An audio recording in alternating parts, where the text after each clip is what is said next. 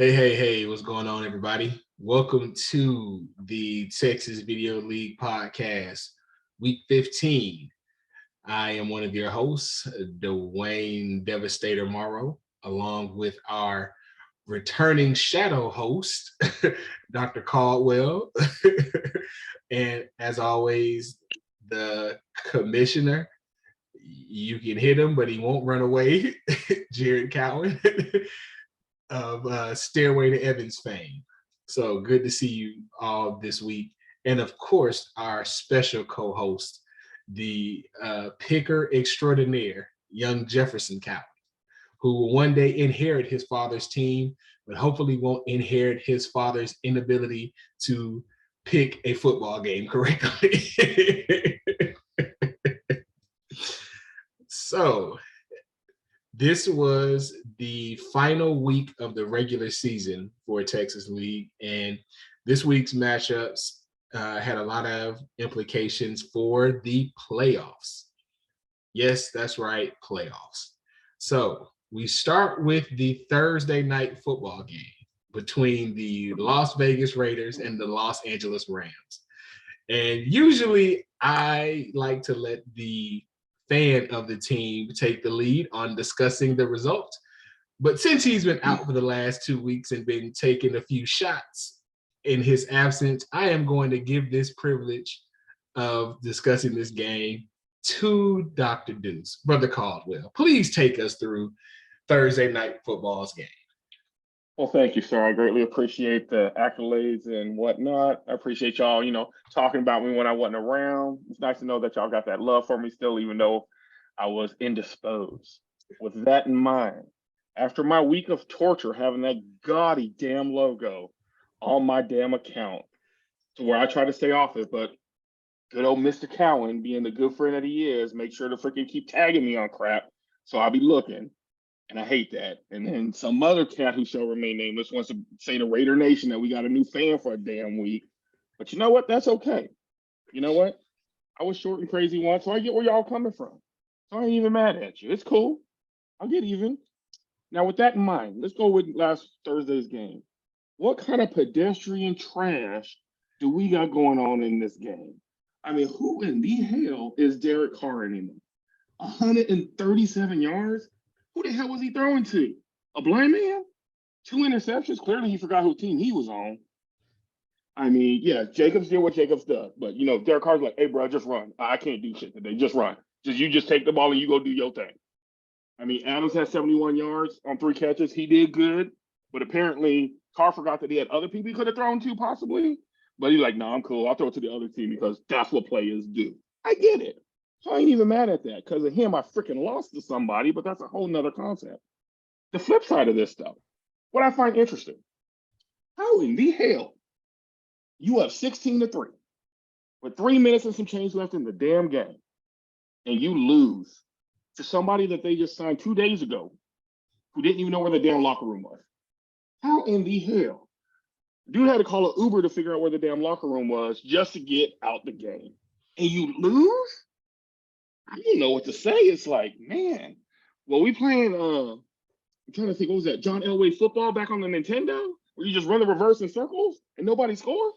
I don't know what happened, but it did look kind of shady to me. And that's why them fools took a damn L. I'm just saying, that's just what it looked like on the outside. What y'all thoughts? I mean, you hit the nails on the head. As a fantasy owner, Josh Jacobs did produce as he has continued to do. He was one of the 2 lone bright spots in this game. Devontae Adams continues to be Devontae Adams. The problem with the Raiders' game plan was they got up so fast, so early, that they never threw enough passes for Derek Carr to get into a rhythm. I mean, 20 pass attempts, but 8 of them came in the fourth quarter when things were looking bad. So one of the interceptions, he was hit as he threw from the red zone from about the 4-yard line. So he had Mac Hollins in the back of the end zone, which is where he was aiming for, hit from behind as he released the ball. So that was one interception. Other interception was into the game, desperation throw, trying to get anything going downfield. So one bad interception, one, yes, it was an interception, but it was kind of a whatever at that point in the game. Where I was your kicker disappointed. outscores the rest of your offense, that's a bad thing. Right.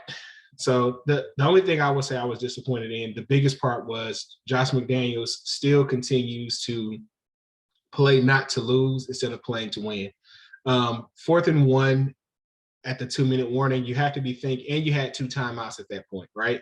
So you have to be thinking from a best case, worst case scenario situation in that moment.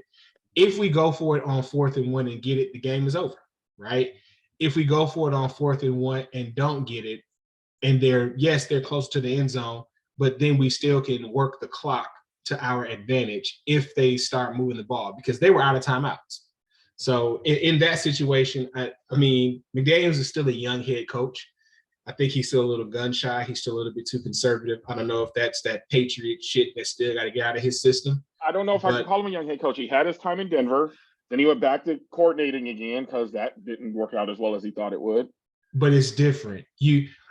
Everyone, and we know this, right? There's a different level of responsibility when the buck stops at you versus when you're the one that can still hide behind whether or not it works, right? Because if you're an offensive coordinator, for Bill Belichick and you're the one that convinced him to go for 4th and 1 in the situation and it doesn't work, you're not going to stand at the podium.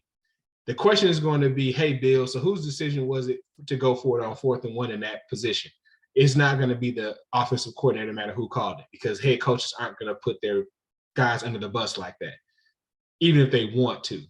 Josh McDaniels, I don't know if there was a coordinator screaming in his ear, yes, or there was a coordinator screaming in his ear, no. But he was going to have to be the person that stood in front of the podium. But for me, and again, this is risk versus reward. I would have much rather, I think he would have, and even from as a fan standpoint, I would have felt a whole lot better about us losing this game with this score if it was because we were trying to win the game, not because we punted it away not to lose it. And it also helps that we don't get 3 stupid ass penalties after we pinned them on the 2-yard line. But that's neither here nor there. But moving on, because your kicker did have 2 50-yard field goals. So I mean, hey, right. So it's not that we didn't have the ability or we wouldn't have had a shot to try to win the game, but it wasn't our game. But here's the crazy part: we're still not mathematically eliminated from playoffs. So hey, we're still alive. And as you love to say, the math counts. Unless I'm making picks. But yeah, you're right. All right. So then we move on to the Browns versus Bengals. Jared, talk to us about the Battle of Ohio. Deshaun Watson still looks rusty. That's an insult to rust, ain't it? One wide receiver. It might be. It depends on how you look at it. The Bengals had one wide receiver. Yes, I agree, Jefferson, that they should have said something about T. Higgins and his hamstring. That man got hurt in warm-ups and then supposedly snuck on the field for the first play, and then they took him out for the rest of the game. You knew he was hurt. I am a T. Higgins owner in another league. You got to say something. Let people know that man ain't going to play, because it's week 14. It's playoff time. Well, these are the matchups that determine playoffs, and somebody probably lost their matchup because T. Higgins was in there and they didn't know. Tyler Boyd got hurt, but Jamar Chase still put some points up. Joe Mixon, you could tell they were trying to ease him back in, and then they used P. Ryan, and the Browns, even with Deshaun Watson, are still the Browns. So how much do we really expect from them? And Amari Cooper on the road was not great. But that puts it mildly. 2 for 42. Again, to me, the big glaring piece of it is, if you stop the Browns, it's because you stopped Nick Chubb. Now, Deshaun Watson had just under 300 total yards, 276 in the air, 33 on the ground. So in the end, Deshaun Watson is going to get his football legs back. It won't matter for this season, but what he's going to get is a lot of physical reps, mental reps to get back into the rhythm of what it feels like to play football on a consistent basis. Um, and the good news for him, or even for the Browns this year, is that this is a really low cost experiment for them. Like, he's only getting paid $1 million this year. And I use the term only in a million because we're talking about sports in America where things like only in a million make sense. It's not actual reality, right? So, but what you did see in Jamar Chase's game back was him and Joe Burrow still have that strong connection. That one of the best QB wide receiver duos that, if they're able to stay together, we're talking, 10, 12 years, these two are going to be able to play this pitch and catch.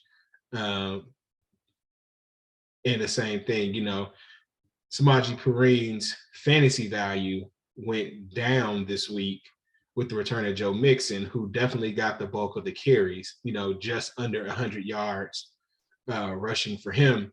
But if you had to start Samaje in a pinch because 19 teams were on a bye this week, then he still showed some value with you by getting the lone rushing touchdown that the Bengals produced. So he was still able to get you around 10 points.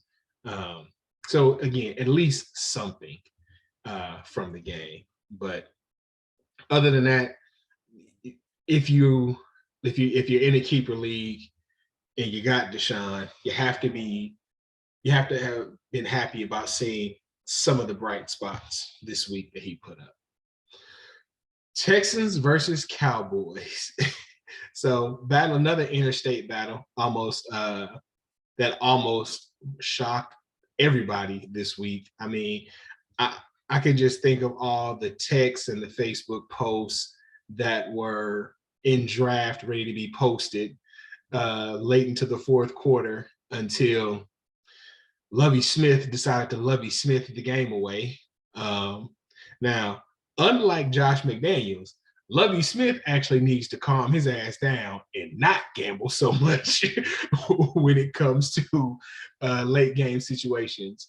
So when you have a superior opponent in a position where you can steal a win from them, you don't do things like pass up an easy field goal late in the game so that you can put more points on the board. Every point matters in the NFL. So you never want to give a team a momentum swinging change where you turn the ball over on downs and then they go down to score. Like, I don't know what defense you think you have out there, but let me assure you, it is not the 86 Bears. It's not the Bears that you had when you were the head coach in Chicago.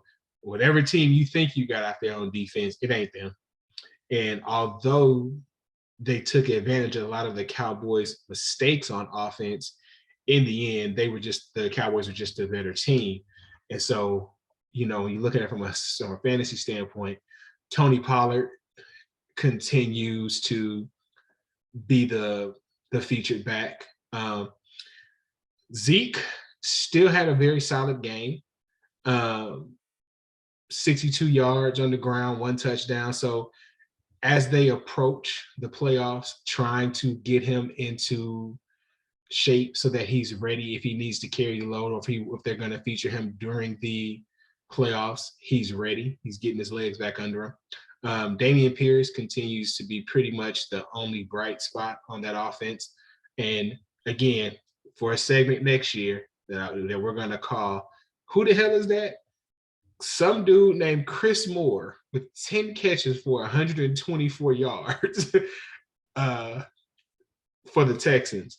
Now, again, there was a whole lot of bye week fill-ins this week, but if you had Chris Moore on the field, or if you had him in daily fantasy, you should play the lottery because you have a gift to know that boy was going to be good.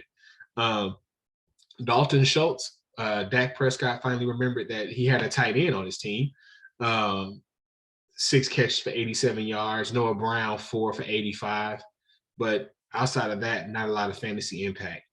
every time I see Rex Burkhead's name when we talk about the Texans, it really is a reminder. Like, damn, I really do forget that he's still on the Texans team. Like, it's not that he is old; it's just that he's like, dude, where you been? Like that. I don't know if it's a lack of the Texans knowing how to use him, because Bill the Hoodie sure know how to use him, but he is just in no man's land down there in Houston. All right. So Eagles versus Giants. Got to talk about this NFC East matchup. Dr. Deuce, what have the Eagles figured out this season that other teams just don't seem to have a grasp of? Let's call it continuity of possession. And what I mean by that is they are running the ball and passing the ball fairly consistent, where a lot of teams are just one side heavy. I mean, Jalen's getting it out. He's throwing it to his running back. He's throwing it to freaking Smith. I don't know how the hell Smith just ended up catching that ball. And when that other the safety was coming flying, I'm like, what the hell? And he basically just walks into the end zone. I'm last now. I'm like, what the hell? I was glad I had him in the NFL league. I'm like, that's some points. That'll help.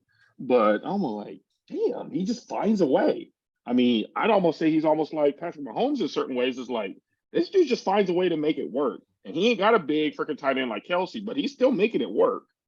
And people just, other than the Washington Redskins or Command, whatever the hell they're called, other than that Washington team, nobody else has found a way to beat them yet. Some people have come close, but they just can't.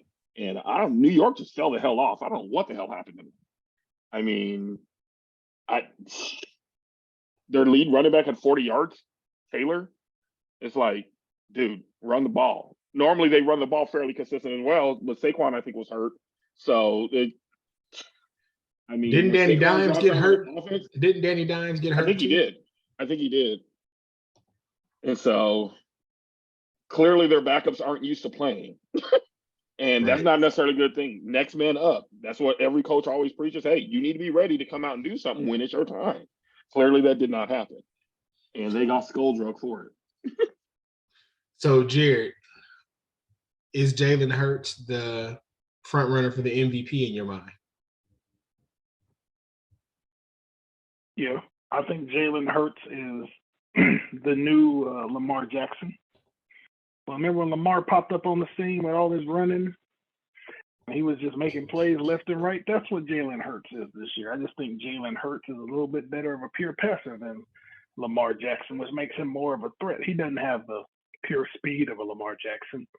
Very few people have the speed of Lamar Jackson. But I also think that Jalen has a much better supporting cast than Lamar Jackson. Right now, 100%. Absolutely. Yeah. But the crazy thing is, but the Ravens still managed to win this weekend, though. That's they stole one this weekend. They did. I know they stole one for Pittsburgh. We're not. There wasn't a whole lot of fantasy value out of that game, but boy, they stole that. Since they're now, I mean, basically Lamar got hurt at the beginning of last week's game, but they're 2-0 without Lamar. So. Folks be trying to write. Have been trying to write them off all season, but they're still in there. I have to agree. I think that between Jalen and Mahomes, those are really the two guys right now that are MVP front runners in terms of their play this season. But I think that the last 3 games, Jalen's just been playing lights out. Like, I'm just looking here at his game splits. 217 and 2 touchdowns, another on the ground, 380 and 3 touchdowns through the air, 153 and 2 touchdowns through the air in a win over Green Bay. And even in the game where, they almost dropped to the Colts, he ended up doing it through the air and on the ground. So he found a way to win. So, yeah, Jalen has the Eagles in a good position to go ahead and lock up the number 1 seed in that first round bye for the playoffs in the next couple of weeks. So, yeah, the Eagles are looking really good to try to make a playoff run, a deep playoff run this year. So, speaking of the NFC, we turn back to Dr. Deuce and we give him his chance to now turn his lens on our other co-host favorite team as the Buccaneers travel to California to face the 49ers. Jared, you got to take it just like I did. Pause. Robert, Dr. Deuce, go ahead and let us know what you thought of Goat Brady. Okay, so little sheep Brady. Oh, what can I say? You know, we all have those dreams and aspirations. You play professional sports. You go back to your hometown. You buy 100 tickets for your family and friends because that's exactly what that fool did. You buy 100 tickets for your people. You get them. They're like, oh my God, this is only the second time in my career I've actually got to play in the Bay Area. This is great. We're going to show out. Okay, and then they came in like, okay, you know what? What had happened was I thought we was going to show out and we forgot to come to play. We thought it would be in our best interest to underthrow our receivers, to throw behind our receivers, to throw not at our damn receivers. We thought that was a better use of all of that time. We figured we would give up our marriage and our children just to keep playing football, just to go home and lose in San Francisco. And not just lose, I think that 7 that they got was a mercy 7, if I'm being honest. You know, you can't just get blanked out in your hometown with 110 tickets you just spent your hard-earned money that your wife took half of. You know, it is what it is. You know, I remember seeing the joke, you know, they said that his kid was going to join the NFL just to spend time with his dad because that's probably the only time he's going to see him. So, I mean, it is what it is. We all have our faults. I get it. But how the hell do you lose to Mr. Irrelevant? Clearly, obviously, I remember the kid playing at Iowa State. He's a pretty decent. He was a solid quarterback in the Big 12. I get that. You know, he's proof that it don't matter where you get drafted or even if you got drafted. If you come to play, if you come to win, and you actually do what you want to do, you gonna win. Now, I will say that Tom Brady was classy, and he signed that little interception ball for that last interception he threw for that one cat. So I thought that was kind of classy because what the hell else is he going to do? It's not like he can sign some touchdown balls with somebody. So, you know, I thought that was very classy of him. So I'm going to give Jared a small pass, even though his team played like boo-boo butter. But it's okay because at least they're 6 or 7, and I mean, damn, they're at the top of their damn division. So can I really be mad that they're at the top of the worst division in football? No, I can't be mad at that. Christian McCaffrey was also went to college in the Bay Area. Christian McCaffrey was also showing out for the home team. Yeah, but he went to college more recently. He went and, you know, true. You got to remember, Tom Brady's our age, for Christ's sake. You know, he was in high school. No. Tom Brady's older than us. Okay, you're right. My bad. Because he was at Michigan, I think. Yeah, in like the 96, 97-ish. So, yeah, you're right. When we was in high school, older than us. Well, that's even worse. But I bet you if we went home and played a pickup game, we'd still do better than Tom Brady did in damn San Francisco. I'm just saying. It would be hard to do worse. One thing you have to be happy from a fantasy standpoint, Christian McCaffrey. You have to love seeing him hit this rhythm as the fantasy playoffs approach. So some leagues they are already in their fantasy playoffs, right? With the 18-week season, now a lot of teams are there. A lot of leagues they're starting their playoffs a little bit early because they don't know what the resting is going to look like towards the end of the season. So nobody wants to play all the way into the final week because we know that that's bad because teams who are in the playoffs, they are going to sit their starters usually that last week of the regular season. So some teams, they've, instead of expanding and adding extra week to their season, they've kept the normal 13-week, 3-week playoff scenario or 13-week, 2-week playoff scenario. So if you were in the playoffs this week, you have to be happy with Christian McCaffrey's performance. Deebo Samuel getting some points for you on a rushing touchdown prior to being hurt. And it doesn't look like that injury is going to be significant. So that should make both fantasy owners and 49ers fans happy. George Kittle still being used as a blocker more than a receiver, which makes no one happy from a fantasy standpoint. So you really hope that he and Brock can develop some sort of relationship and rhythm as the fantasy playoffs begin, because you'd hate to sit a player with the caliber of talent of George Kittle in the playoffs. But with the production he's been putting up, you really have to consider it. All right. So this takes us to the Chargers versus the Dolphins, and what was expected to be a high-scoring, high-flying game by both sides did not turn out to be as much of a barn burner as we thought. So, because we've missed him so much, Dr. Deuce, the Chargers are your team. Yes. How were they able to be successful in this game against that high-flying Dolphins, slow down that high-flying Dolphins offense? Mike Williams came back and everybody was just juiced. I was actually kind of surprised that Miami didn't run it more because, let's face it, everybody has run it through us and over us, and we don't really like stopping the run. So I was really surprised that they stopped running. It's like, okay. I mean, I'm not mad at you, but you realize this is an easy way to, move the ball down the field on us. Because if you throw it, our secondary is not terrible. I mean, we're banged up like crazy, but we're not terrible. So we could defend the pass for the most part, at least in the first half. Second half, it gets a little iffy. But, first 30 minutes, we on it. But when Williams came back, everyone's like, oh, crap, okay, we got the deep throwing game again. And he didn't even really have to go very deep, to be perfectly honest. And, Herbert did his 360-some-odd yards. He had a pretty solid day. I kind of wish I would have started him in my work league, but I still won. So it's okay. But, it just kind of all panned out. It's like, hey, we're back. Now, if we can get Bosa back, make a nice little playoff push run, we might be able to do something. I say might because we still got to figure out how to stop the run. But you never know. But y'all not going to make the playoffs. Let me go ahead and stop it. Y'all not going to make the playoffs. No. Yes, we are. Shush. We're not talking about you in your fantasy Raiders world. We're talking about the Chargers right now. This is my time. Okay. So you hush. So let's mark this. What time is it in that land where you live that doesn't observe daylight saving? 7:37, December 13th. I informed Deuce that the Chargers would not make the playoffs this season. Okay, and I'll even take you one further. When we do make the playoffs, you will have the Chargers logo for 2 weeks up on your stuff. But if they don't make the playoff, if they don't make the playoffs, yes, that's only fair. That's fine. So, okay. It is a bet, good sir. And I will put it as my Abby picture, not as the banner. Okay. Hey, I put it as my I didn't put it as a banner. I put it as my I know. That is why I'm stating it for the record. If the Chargers make the playoffs, I will have their logo up on my Twitter page for 2 weeks.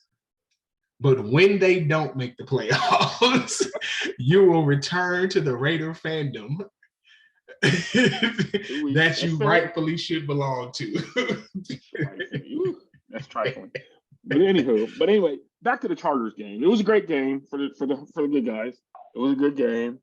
Tua, I don't know what's going on with him. Did he hurt his knee or his ankle or something? Because he didn't look like the Tua that from the week before. 10 for 28. He better have gotten poked in the eye. But I mean, 145 yards, like, damn. 18 incomplete, bruh. That is a 30. That is just about a 33% completion rating. They only had 80 rushing yards basically against us. I'm like, most teams double that in the first half, and so it's like, why did they stop running the ball? They weren't down by much. This is the second week in a row where we've seen the Dolphins abandon the run in a game that was not out of hand. And then again, and you see your quarterback having an inaccurate day. Just let him run the ball. Give him some swing passes. Put him in some passing situations that are basically long handoffs so he can get his rhythm going. Yes, I'm talking to you again, Josh McDaniels. But so when you see a quarterback's having some things go wrong for him, give him some ability to boost his confidence and put him in a position to make some plays. But in the end, the Chargers did get a good win, and so they had to feel good about that victory. So now we go to Monday Night Football, which was, as we know, so this was the last chance. So many fantasy implications across the country as team. No one really cared about the Patriots versus the Cardinals, right? Because let's just be honest, neither team is blowing the doors off this year, and no one's really expecting a lot. But if you're looking at the key points of the key players going into Monday Night Football, you're looking at you're looking at the Cardinals' dynamic quarterback in Kyler Murray. You're looking at Hopkins. You're looking at Hollywood Brown. You might be looking at Mac Jones. You might be looking at Hunter Henry. So you definitely are looking at the Patriots defense and both kickers, not necessarily anything. But if you have any of those players and you got a deficit or you got a slight lead you're trying to hold on to, you're hoping for production from some of those key players. So let's start with Kyler Murray. Jared, tell him what happened.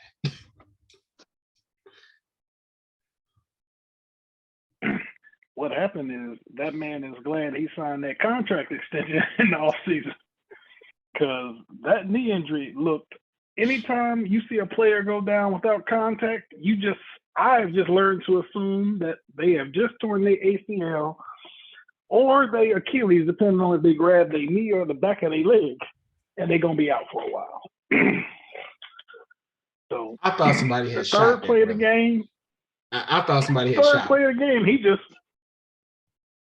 when you see a player go down, just, and that boy was in mid stride and just fell. He looked like Ricky and Boys in the Hood, like somebody, like you said, like somebody just shot him. Like I thought just somebody watched that earlier today. I thought somebody went Call of Duty and sniped his ass on the field in a very cruel turn of revenge for Kyler Murray.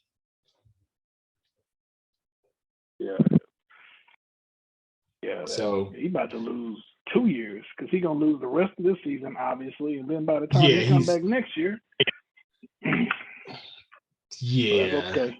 He signed that contract extension, so he's gonna still get paid. So the thing about, and again, we got to see Colt McCoy come in, and Colt wasn't horrible, right? I mean, 246, 27-40. They were behind. And the crazy thing is they actually had the lead at halftime. The Patriots defense put on another gear. They juiced up in the locker room, something. They went out and took a bite of that cactus or drank some peyote or whatever the hell they did to come back out, because that second half, they were shutting shit down. The Cardinals absolutely could not get anything going. 17 unanswered points, yep. I was going to say almost anything, because we do know that there was one catch by Hollywood Brown of 6 yards that happened to ruin the season of a fantasy football owner in another league. The man needed to win to get in, and Hollywood Brown ruined his day on a meaningless third down catch.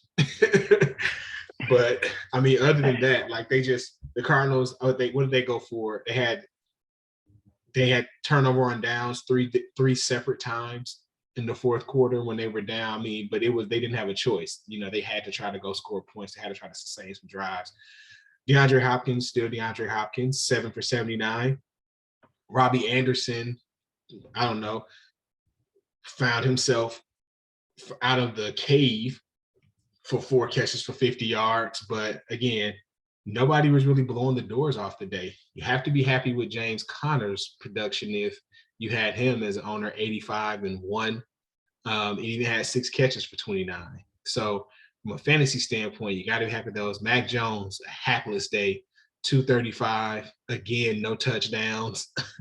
Let me see here. Let's take a look at Mac's last few games. So he's got 235 and none, 195 and 1.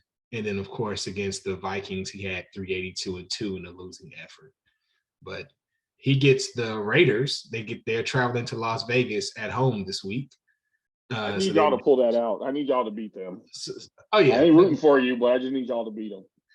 Stop straddling the fence, man. Don't worry. We're going to get you a Raiders hat. I got you. You're my dude. So I got you covered. But yeah, so by the end of that game, there was a lot of groans, moans, broken hearts. So that being said, let's see how those games affected the Texas League.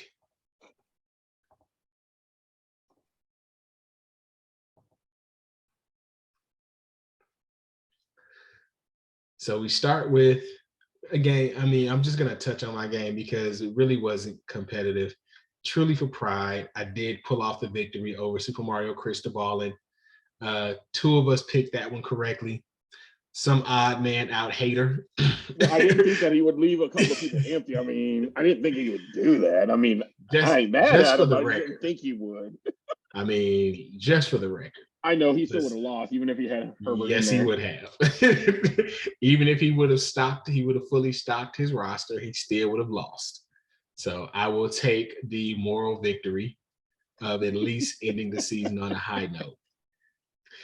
Now let us go to the matchup of the week. The battle of the co-hosts. Jared, how does it feel to keep your name off of Mathis King's W list this season? You know, I would like to attribute this win to none other than Derek Carr for his piss poor performance on Thursday. Because if it wasn't for that piss poor performance, I'd probably lose. I knew I should have started Tannehill. I was thinking about it. I'm like, nah, Derek Carr's going to at least get me some points. I thought he'd at least break 15, not, 5. But for the record, on last week's podcast, which you missed, I did say I wouldn't expect a lot out of Carr on Thursday night. I heard, but I still wanted to have faith in the pick that I made in Texas at that house. I'm like, no, I made this pick. Y'all clowned me for making it. But I'm like, no, I'm going to get some points from it. And, well, it just didn't work out so good. So much like Jared can enjoy pointing the finger at me, but I didn't sit Brady when he recommended it. I will say I did tell you that I did not expect a lot out of Carr. Honestly, on Thursday had I taken us out, I probably would have put in Kyler Murray. And after 3 plays, I'd have been like, well, shit, I lost.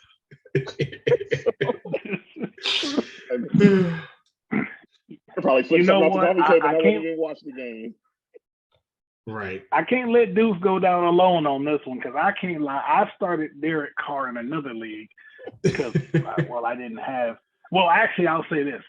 I had a backup quarterback by the name of Brock Purdy. I'm like, I felt in my heart that Todd Bowles was going to find a way to attack a rookie quarterback, but they failed miserably.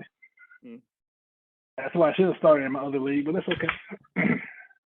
Well, since we're talking about it, I would tell you that I also started him in the league. The only difference is I won my game in that league.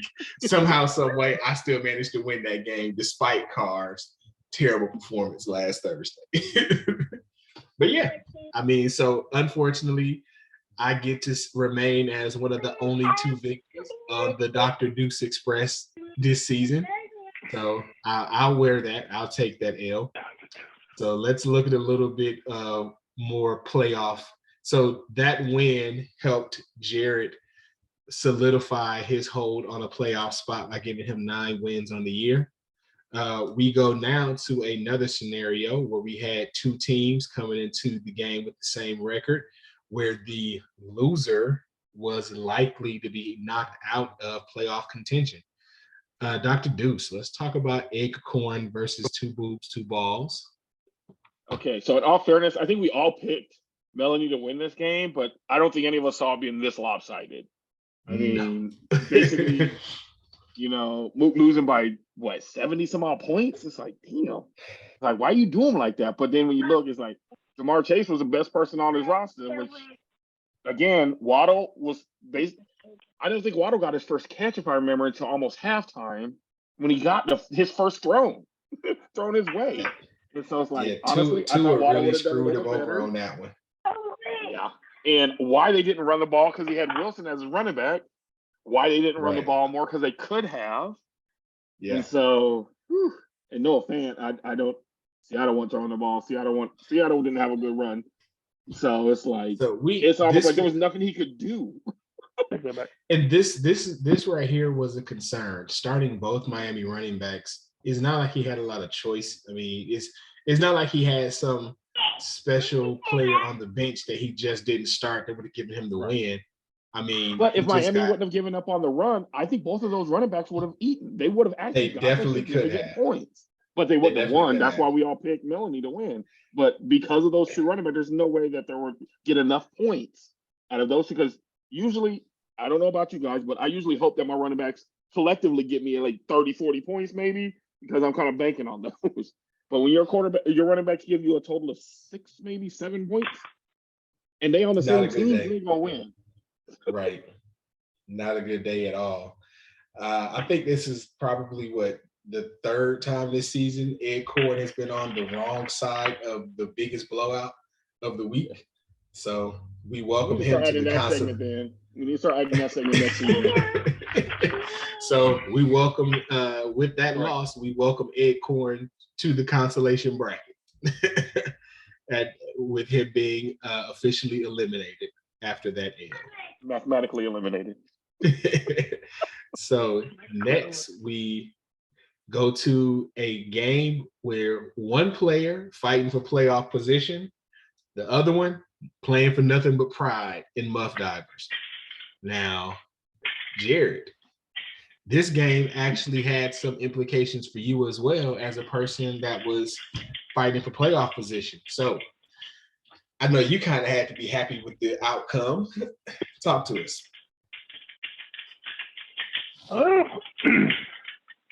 You know, I don't want to say it had direct implications. It had more implications for Melanie than it did for me, because if Nate had won this game, he would have been the division winner instead of Melanie over there. So I'm pretty sure she was happy that the Patriots didn't kick one more field goal. But like you know, because literally one more field goal gives him the win. Yes. And he would have been the division champion. And then he would be in third, and that would have put Melanie in fifth. They basically were just switched. Right. And, you know, it is what it is. I ain't worried about it. So I get to play Arm Rodri this week because he lost. But we'll talk about that later. We're definitely going to get to that. So that takes us to one team that had their playoff position solidified, but trying to secure the overall number one, versus another team that's trying to, they needed a win to get in. And that's our current reigning champion, the Big Green. Now, this game, we thought this game was going to be closer than it was. And I believe that we all picked the Big Green to win this game. Company man says he laughs on our predictions as he walked away with a solid victory. This is the Patrick Mahomes, again, that you want to see as you approach the fantasy playoffs. But what I can tell you is the X factor here was, as your flex goes, as your day goes, 0 points out the flex.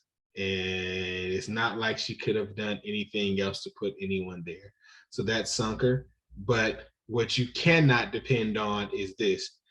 Evan Ingram, this is the Evan Ingram that the Giants thought they were getting his entire career. This is also the reason, games like this are also the reason why he's going to bounce around the NFL for the next couple of years, because now he's going to fade back into obscurity and continue to do just enough to stay on the NFL roster, because he has the potential to do this from time to time. Let's just take a look at his production this season. Before this week, highest point total of the year is 13.5. So you definitely better not think that Evan Ingram is going to help you in this playoff push for the next few weeks and consistently put up 10, 15 points. Be used to counting on that 8 or 9 that he usually puts up. But either way, Company Man gets the win, the number 1 seed and the first round bye. Big Green fell to 7-7, but still makes the playoffs because everyone else that was in position to threaten her for the number 6 seed also lost. So she might not have won her way into the league, into the playoffs. She backed her way in, but once you make it to the playoffs, everybody's 0-0. So just being there is all it takes. And that takes us to the last game of the week, which is Kirkwood versus Haywood Hernandez. Now, Kirkwood has had a surprisingly strong team this season after we have had a lot of fun making fun of his ghost pick of Christian McCaffrey, his heavily Pittsburgh Steelers roster. But the joke's on 2 of the 3 of us because he made the playoffs, has a bye as the number 2 seed, and 2 of us are sitting our asses at home in the consolation bracket. Well, we made the playoffs in the NFL league. That counts, right? not on this podcast, but hey. So, dudes, talk to us about Kirkwood's team and the consistency he showed to lock up a number 2 seed. I mean, it's simple. Jalen Hurts has been consistently giving them points week in and week out. I think he's only had maybe 2 weeks where he didn't perform up to projection, I think. If you click on that little thing, I think he hasn't had very many where he didn't get at least a projection. Yeah, he's okay. Yeah, that's 16 and a 19. Yeah, so 2. Everything else has been over 20. So yeah, he's been doing solid. Yeah. McCaffrey had a great game. I'm surprised ETN actually fell off because normally ETN has way more than 3 damn points. I mean, the man won by 20 points, but still, normally ETN is solid for 15 points, but I guess they didn't need him to win. Right. Furmuth actually catching a touchdown helped him out. Detroit's kicker actually did something, and Baltimore's defense actually had 3 picks. So it's like, he's just solid from top to bottom. See, Lamb didn't do too hot, obviously. He had his 5 catches, but he didn't need them. ETN and Lamb could have sat down and he still would have won. Because so this is one of those playing right. Devontae Adams didn't get very many catches. Right. So this is that pain point. So this is that pain point where it's real life versus fantasy, right? Because as we all know, Chris is a Steelers fan. He started the Baltimore defense against his own team. So it's a hard feeling of, damn, my team threw a pick, but hey, my fantasy defense got a pick. It's a harsh duality to have to deal with when you're talking about that from a fantasy standpoint. But again, in a situation where Steven had a chance to win and get in, the loss knocked him back down to, well, now I need some help. But unfortunately for him, he lost the tiebreaker with the Big Green, which put him as the first team right outside the playoffs. I mean, he still got a bye technically. So I mean, it's just about perspective. So let's touch on this real quick, right? Because not all leagues do consolation brackets. Some leagues, if you don't make the playoffs, you just have to sit there and watch. Our league does technically do a playoff bracket for the consolation teams, and the winner of the consolation bracket does actually get $25. So in order to make that little bracket competitive, we will not be picking those games. Maybe we'll pick the consolation bracket championship in a couple of weeks, just for the hell of it. But here's what I would do if I was a commissioner and I had the power to do so. I would say that no one in the consolation bracket can add drop during the consolation rounds. If you are in the consolation bracket, that's who you got to roll with. Player gets hurt, player goes to injured reserve, player tears his ACL. So what? If you don't have nobody off your bench to replace him, you just gonna have to go play that game down a man. But there's no reason for you in the consolation bracket to be trying to deal with players and take it away from teams that's actually fighting for something. Now, you sit your loser self on the sideline. And yes, this is me talking about me in the league this year. So, yes, if you in the consolation bracket, you console your ass over there with the players you got on your already sucky roster that didn't make the playoffs. So that's your consolation prize. You sit over there and you talk about how you look at your team and you think about how next year you better you should do better because it sucks to suck. So do better. Okay, I have a question for you, sir. Sure. Then how do we determine the draft order for the other 6 people? No, I'm not saying That's that mainly you don't what have the a consolation bracket is used for. I'm not saying that you shouldn't have a consolation bracket. What I'm saying is people in the consolation bracket shouldn't get the ad drop. You shouldn't get to do no waiver wire pickups, no ad drops. Whoever is on your roster is who you have to roll through the whole consolation bracket with. So you just better hope you just better hope your sucky team don't have anybody hurt. Because you got to roll with that roster. So if you lose the first week of consolation bracket, guess what? No more ad drop. You suck. If you on the consolation bracket bye week, so what? No ad drop. Nada. So you still play the games. You just don't get a chance to make any roster changes. But with that being said, let us look at this. I'll run that by the league and see what people think, because I can see your point of view. Hey, I'm just saying, I'm man. argue with it. So we are only going to look at. Oh, I'm sorry. Before we get into that, so let us see where we, as the host, ended up this season in our picks. So this past week, both Jared and I picked 4 out of 6 correctly for 66%. And Dr. Deuce, after his triumphant victory last week, returned to a familiar position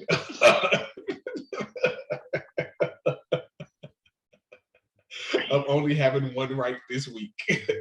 So that being said, for the regular season, Jared finishes with an above 50% average of 54.8. I finished also above 50% with 51.2. And unfortunately, senior spreadsheet, as we lovingly call him, finished under 50%. But in his defense, most of his incorrect picks can be traced directly to his refusal to pick against himself every week this year. Had he only changed half of those picks, maybe he only changed half of those picks against himself this season when he knew it was futile, he would have finished above 50%. Can't do it. I have too much pride in myself. And that's okay. You're going to enjoy that pride and that number 1 pick next fall, next summer. I'm okay with it. Hey, we all got to say, in baseball, 44% is actually a great freaking average. I'm just throwing it out there. I'm just saying. Yeah. But this ain't baseball. This is not baseball. Mind your business. Let me live my dream. And y'all live yours. Okay. All right. So we know you're a baseball fan, but we talking about football. This is correct. So let us take a look at our 2 playoff matchups that we're going to be picking this week. First matchup is our co-host Jared Stairway to Evans versus the 5 seed Armed Roger. Dr. Deuce, break this one down for us. All right, this one is just plain and simple. Jared's our co-host. I don't give a damn what Nate has on this team. Jared's winning this game hands down. I want to see Jared win the championship because one of the 3 of us needs to, and he's the only one who made the damn playoffs. So my money's on Jared Cowan. Bam, done. Jared Jr. is going to have another bullshit game like he did last week with these 3 touchdowns that shouldn't have freaking happened. I'm not bitter, but that didn't help me at all. Kittle's going to actually get the ball thrown to him. Andrews is going to be like, you know what, guys, I'm here for you. You ain't got Lamar. I'm open. Just give me the rock. Cousins is going to be like, you know what, we playing Indy. Everybody's going to get a catch. He going to go crazy. Jared winning by 50. Done. That is a bold statement. Jared winning by 50. That is a bold statement. Sorry, Nate. It is what it is. That is a very bold statement. I don't pick myself to win by 50. I can't do that. I can pick myself to win, but I'm not going to say by 50. Because I might be, as they say, pewter-covered glasses, but I have a feeling that after this embarrassment of Sunday, Todd Bowles' defense is going to come out here and not let Cincinnati just entirely embarrass them. No, he's going to let him embarrass him. And not all the way, because they only we know they only got one receiver, Jamar Chase. If we just roll coverage, we should be okay. Tennessee can stop the run. They can't stop a pass to save their life. So Austin Eckler might actually have just an average game. I'm counting on Houston doing what Houston does, which is letting people run the ball down their throat so Kelsey doesn't blow up. And that's what. And I'm counting on Pittsburgh defense not to do a whole lot because Carolina's going to run the ball to keep from turning it over. They definitely should. P. Ryan is going. They should. And I think as Mixon gets more back into the flow of things, P. Ryan slowly gets faded out, and I want a close one. Taking myself on a close one. This is a hard game to pick. Like this 4 or 5 matchup is it's just like the 8-9 matchup when you're trying to pick your Final Four bracket every year, and it's usually because the teams are both really good and they're both really close. I like Jared's matchups better. Cook versus the Colts. The Colts have woken up and realized who they are after the high of stealing a win in Las Vegas. Jeff Saturday don't know what the hell he's doing. Like it's the truth. There's no adjustment. There's no game plan. There's no nothing, right? Pride only can take you so far as the pride of being a NFL player and a professional athlete. But when you have a coach who doesn't know how to make adjustments, it is a very different thing of sliding a protection or calling out a mic versus actually calling a game. And I know somewhere, even he might not ever admit it out loud, but I hope that Peyton Manning sends Jeff Saturday that clip of him telling him to shut the fuck up every week after the Colts lose. I hope he sends it to him every week. Or I hope even if he doesn't send it to him, I hope he watches it every week and just takes a sip of coffee and smiles to himself. I'm also going to go with Stairway to Evans, mostly because I like his matchups better. I think that some of these projections are on the high end. I don't think Eckler gets 18 points. I also don't think Kelsey gets 18 points because they're not going to need to throw the ball to him a lot. Contrary to Jared's belief, I think that 24 for Joe Burrow is a very reasonable projection. Lots of people roll coverage, lots of people bracket, lots of people double Jamar Chase. They ain't stopped him yet. So you can't stop him. You can only hope to contain him. And he looked very healthy last week, and I think that he's still going to produce. But I don't think that Joe Burrow is going to have a earth-shattering game that will make up the deficit. So I am going to roll with my co-host, Stairway to Evans as well.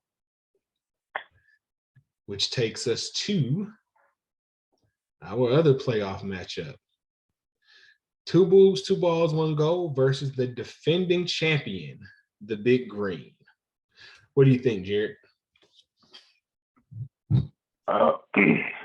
As I'm looking at her, I see some changes coming to this lineup because Justin Fields is on the bench. He was on bye last week. I have a feeling he's going to start. And he's playing Philadelphia. To me, that means he's going to have to produce to keep his team in it. Do I think the Bears win it? Nope. Do I think he runs and throws his way into a good fantasy day? Yes, I do. We got Alvin Kamara. Even versus that Philly defense, huh? Yeah, I think him and Jalen Hurts going to have a shootout to see who can score more fantasy points. Yeesh. Alvin Kamara. I don't particularly. On paper, the Atlanta defense should be a good matchup. But week 1, he had a horrible game against Atlanta. But the thing I think that's going to work in his favor on Sunday is they got a new quarterback. And I have a feeling that Ritter is going to check it to him. It's like, oh, I can't find nobody. Let me check it down to him. And he's just going to nickel and dime his way into a decent performance that he hasn't had all year. Indeed. So who's your pick? So Oh, I'm going with the big green. You got to go with the defending champion because Josh Allen carried 2 booths, 2 balls, 1 goal for a good portion of the season. Then he kind of fell off, and Mixon came in and started not Mixon, but Jacobs carried the team. And I don't see him getting it done this week. Everybody know the hoodie. His favorite thing to do is figure out what is your strength and let me contain it. So Josh, I think he gonna force Derek Carr to pass the ball. This is gonna be the week that Deuce needed last week to beat me, but that's a whole. He gonna have to pass the ball, and he gonna shut down Jacobs. And Josh Allen he's been winning NFL games, but they have not been blowing the roof off anybody. I think he might still be somewhat hurt, but that's a whole nother story. So it's a conversation for another time. Because earlier in the season, he 30, 40 pointing every week. He started off the season with 3 games over 30. And he had actually 5 of his first 6 games were 30 points or more. Yep. These last couple of weeks have been pedestrian by what he started with. Correct. Not bad games, just pedestrian. And I think that I feel that I'm going with the defending champion. All right, Dr. Deuce. This is going to be a close game. I agree with everything Jared said. Here, the one X factor that I think that's going to play a role in this game is which Derrick Henry comes out against the Chargers, non-run stopping defense. And so if it's the Derrick Henry that we all think, the Chargers are in for a rough day. That doesn't mean we can't win. We just got to be able to match them point for point. That which kind of can get difficult. But which Derrick Henry comes out to run? And they're playing in LA. So it's like, crap. He could have a field day. And if he does and gets like 30 points or more, I agree. I think Big Green's probably going to win this. And that's why I'm picking to win this is Big Green. I got Big Green and Cowan in the finals. So Indeed. We have our out there like that. We just writing off 2 teams already. You're gonna write off the 2 teams with buys already. You know what? I'll take it.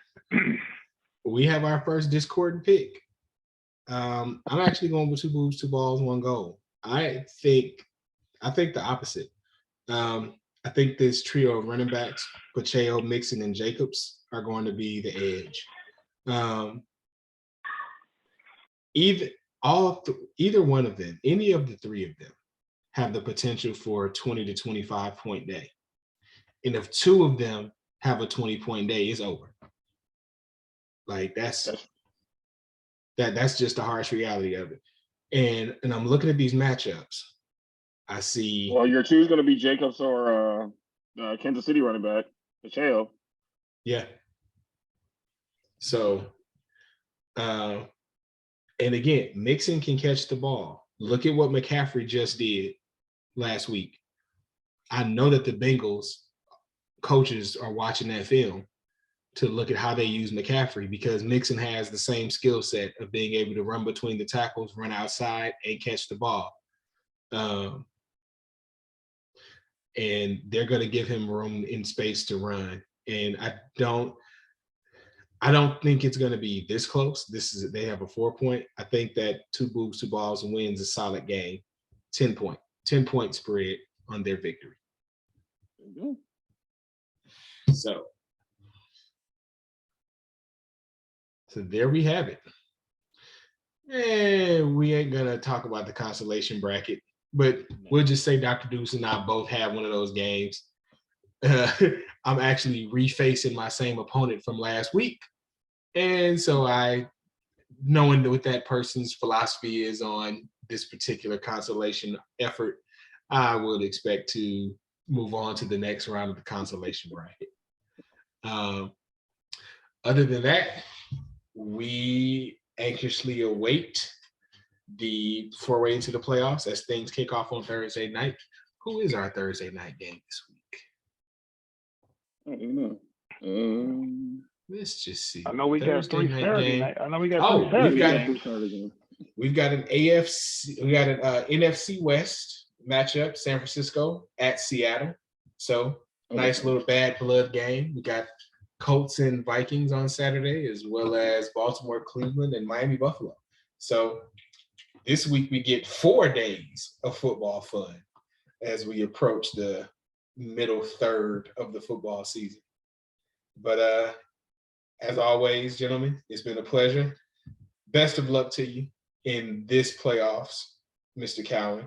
We mention our other leagues often, but I do want to give a shout out to Dr. Deuce in another league that we're in together, the NFL league. He was in a win and get in scenario, and very thankful for very thankful that he was able to eke out a victory and set himself up with a nice little 4 or 5 playoff matchup. So I have a bye